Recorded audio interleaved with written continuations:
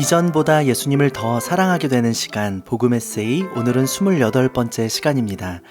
여러분 한 주간 잘 지내셨어요? 요즘 날씨가 너무 좋아요. 정말 가을이 찾아왔습니다. 아침 저녁으로는 쌀쌀하기도 한데요. 그래도 긴팔을 걸치고 나가면 싱그러운 바람을 맞이하면서 산책하기도 좋고, 또 만나서 대화를 나누기에도 참 좋은 계절인 것 같아요. 공부하기에도 좋은 계절인 것 같고요. 사랑하기에도, 혹은 일하기에도 또 여러 가지로 좋은 계절이지만, 어떤 이들에게는 또 힘든 계절로 다가올 수도 있을 것 같아요. 저마다 느끼는 상황과 형편이 다르기 때문에 어떤 이들은 이 계절을 행복하게 보낼 수도 있지만, 어떤 분들은 또 힘들고 아파하면서 이 계절을 지내고 있지는 않을까 생각해 봅니다. 어떤 상황과 형편 가운데 있든지 하나님이 우리와 함께 하신다는 신뢰를 잃지는 않았으면 좋겠습니다. 하나님께서 위로하시고 하나님께서 안아주시는 하나님의 은혜가 더 풍성한 이 가을이 되시기를 주님의 이름으로 축복합니다. 오늘은요, 여러분하고 실패에 대한 이야기를 한번 해볼까 해요. 우린 다 성공하고 싶어 하잖아요. 열심히 달리고 싶어 하고 멋지게 달리고 싶어 하지, 누구도 실패해서 주저앉는 것을 원치는 않을 것 같습니다. 인생의 실패를 좋아하는 사람이 어디 있겠습니까? 실패를 좋아하는 사람은 아마도 없을 겁니다. 그런데요, 여러분, 실패가 그렇게 나쁜 것만은 아니라는 사실을 기억했으면 좋겠어요. 당장은 그것이 우리에게 너무 힘들 수 있습니다. 하지만 실패라는 것은 우리 인생에 가장 많은 것을 얻을 수 있는 기회이기도 합니다. 여러분, 세계의 3대 스포츠라고 불리는 것이 있어요. 올림픽, 그리고 월드컵, 그리고 F1 그랑프리입니다. F1 그랑프리가 뭔지 아시죠, 여러분? 자동차 경주하는 경기인데요. 이 F1 그랑프리에서 사용되는 이 F1 머신들, 자동차라고 부르지 않고 머신이라고 불러요. 현대 과학의 집결체라고도 불리는 이 F1 머신 한 대의 가격은요, 자그마치 100억 원을 훌쩍 넘어갑니다. 왜 경주용 자동차라고 부르지 않고 머신이라고 부르는지 이해가 가실 겁니다. 이 F1 그랑프리 선수 명단에 올라가는 사람들은요, 전 세계에 약 20명 남짓 됩니다. 그리고 이들의 몸값 역시 상상을 초월하는 몸값을 자랑하는데요. F1 그랑프리 참가하는 이 선수들 중에서 가장 연봉이 높은 선수의 연봉이요, 자그마치 1년에 500억 가까이 된다고 해요. 정말 상상하기 힘든 그런 숫자이죠. 그런데 이 F1 그랑프리 경주를 관람하다 보면은 가끔씩 재밌는 장면을 우리가 볼 수 있습니다. 그것은 경기 도중에 중간중간 이 F1 머신들이요, 잘 달리다가 각자의 정비소로 들어가는 장면을 우리가 보게 되는 거예요. 이것을 전문 용어로 피트인이라고 부릅니다. 모든 F1 머신들은요, 단 한 대도 예외 없이 경기를 치르는 동안에 반드시 이 피트인에 들어갈 수밖에 없어요.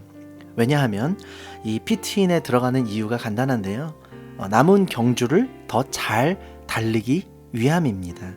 피트인에 들어가서 하는 것들이 여러 가지 있는데요. 일단은 연료를 채우는 일을 하겠죠. 기름을 넣고, 그리고 녹아버린 타이어를 교체하기도 하고, 여러 가지 문제가 있는지 없는지 점검하는 일을 피트인에 들어가서 하게 됩니다. 현재 FM 머신의 상태가 어떠한지를 점검하는 일들을 하게 되는 것이죠. 때로는 우리 인생에서도 피트인에 들어갈 때가 있습니다. 사람들은 보통 그 상황을 실패라고 부르더라고요. 분명히 이 실패는요, 우리를 잠시 멈추게 합니다. 그러나 그제서야 비로소 우리는 자신을 돌아보게 되는 시간을 갖게 되기도 하죠. 정신없이 달리거나 혹은 우리가 잘 나가고 있을 때, 사람들 말로 소위 성공하고 있을 때는요, 잘 몰라요. 그런데 잠시 멈춰서 보면 비로소 볼 수 있게 됩니다.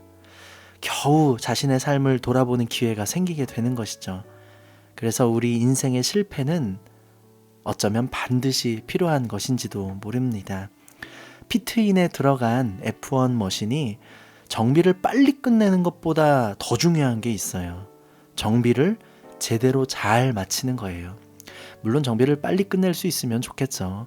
그런데 너무 빨리 끝내려고 성급하게 정비를 서두르는 나머지 정말 해야 될 것을 놓치게 된다면 결국 경주를 완주할 수 없게 되겠죠.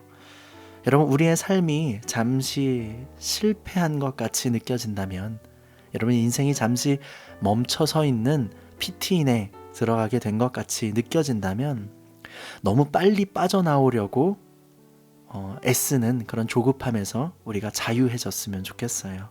그리고 시간을 충분히 가져도 좋으니까요. 피트인에 들어가서 꼭 해야만 할 일들을 우리가 하나하나 되새겨 보았으면 좋겠어요. 실패는요, 분명 위기이지만 위기라는 말은 위험한 기회라는 뜻이기도 합니다. 지금보다 더 높이 도약할 수 있도록 우리에게 활짝 열려있는 가능성의 기회이기도 한 것이죠. 지금 인생의 피트인에 들어가 있기 때문에 잠시 힘들어하고 있을 모든 우리 청취자분들에게 격려하며 위로하고 싶습니다. 여러분, 괜찮습니다. 절대로 조급해하지 마세요. 그리고 그 안에서 반드시 해야만 할 일들을 발견해보고 그것을 차근차근 진행해 보십시오. 머지않아 매력적인 아주 멋진 엔진 소리를 내면서 힘차게 출발할 시간이 다가오고 있을 것입니다. 여러분, 주저앉아서 힘들어하지 마시고요. 모든 실패와 아픔의 상황 가운데에서 함께 하시는 하나님을 기억했으면 좋겠습니다. 시편 139편에서 시편 기자는 이와 같이 고백을 합니다.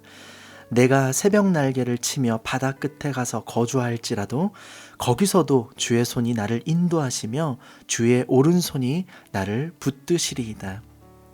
여러분 기억하세요. 하나님은 언제나 우리와 함께 하십니다. 우리가 어디에 있든지 어떠한 상황 속에 있든지 하나님은 언제나 우리와 함께 하십니다. 바다 끝에 가서 우리가 거주할지라도 주님의 손은 그곳까지도 우리를 보호하시며 이끄시며 인도하시는 주이심을 여러분 꼭 기억했으면 좋겠어요. 여러분이 열심히 달리고 있을 때에도 하나님의 손길은 여러분을 보호하시며 지키고 계실 것입니다. 하지만 때로 우리가 이따금씩 실패를 겪으며 혹은 좌절하며 낭망하며 주저앉아 있을지라도 그 상황 가운데에서도 주님의 손길은 여전히 여러분들을 지키시고 보호하시는 것을 여러분 꼭 기억했으면 좋겠어요. 그래서 마냥 주저앉아 아파하고 낭망하면서 실망하고 힘들어하는 것으로 여러분의 인생이 끝나지 않았으면 좋겠고요.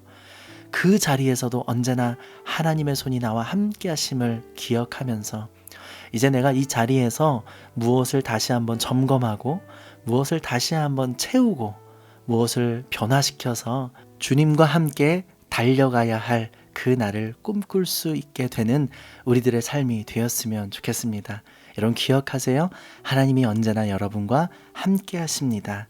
인생의 피트인 가운데 계신 여러분들 두려워하지 마십시오. 조급해하지 마십시오. 여러분 너무너무 사랑하고 축복합니다.